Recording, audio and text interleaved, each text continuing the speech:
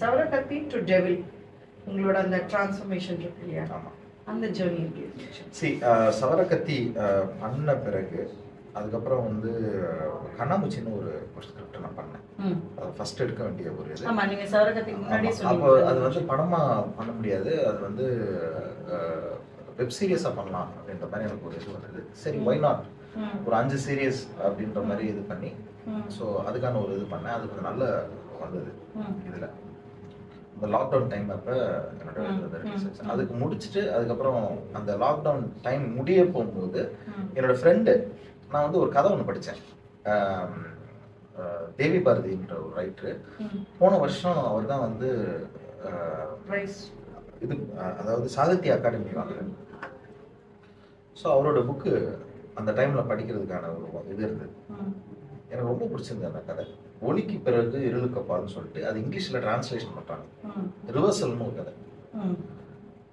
அது கிட்டத்தட்ட பார்க்க போகும்போது ஒரு ஒரு ஒரு அது மேக்பெத்தோடைய ஷேக்ஸ்பியர் கதை மாதிரி இருந்தது. சரி, நான் அது ஏன் பண்ணக்கூடாது? ஒரு வீட்டுக்குள்ள ஒரு 3 கேரக்டரை வச்சான ஒரு கதை.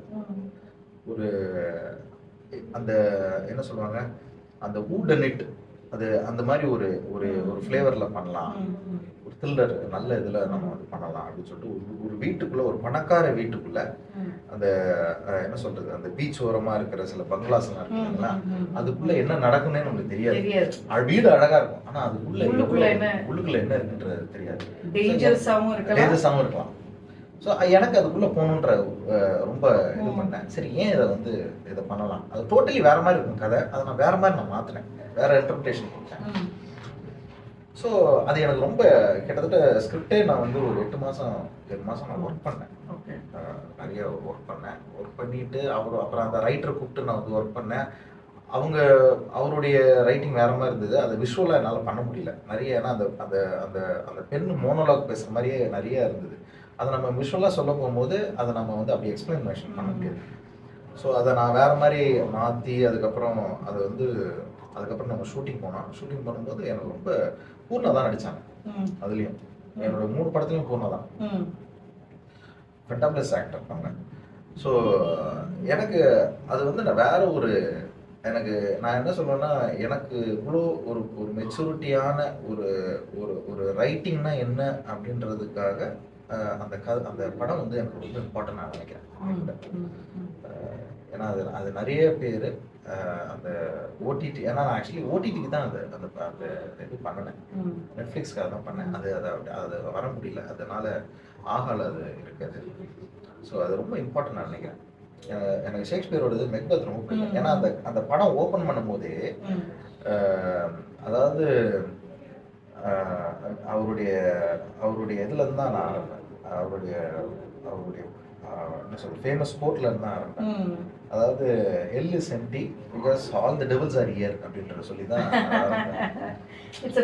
நான் ஏன் டெவில்னு வச்சேன்னா, பேயின்றது ஒண்ணுமே கிடையாது, மனிதன் தான் பேயின்றான். மனிதன் தான் பேய். மனிதனுடைய மனங்கள் தான் பேய். மனிதனுக்கு இருக்கிற விகாரங்கள் தான் பேய். அவனுக்கிட்ட ஒரு மாஸ்க் இருக்கு. சோ அது எல்லார்கிட்ட இருக்கு, என்கிட்ட இருக்கும், உங்ககிட்ட இருக்கும், எல்லாருக்கும் நான் சொல்றேன் என்ன. சோ அது வந்து அந்த மாஸ்கை வந்து நம்மளால பார்க்கவே முடியாது. அது சில நேரத்துல நாமளே கண்ணை புத்திக்கிற மாதிரி இருக்கும். அந்த மாதிரி ஒரு இது. அதுதான் அந்த படம். அதுதான் அந்த படம் அப்படின்னு நான் நினைக்கிறேன். ரொம்ப சின்சியரா, பயங்கர பர்சனல் கனெக்டா இருக்கும். எக்ஸாக்ட்லி.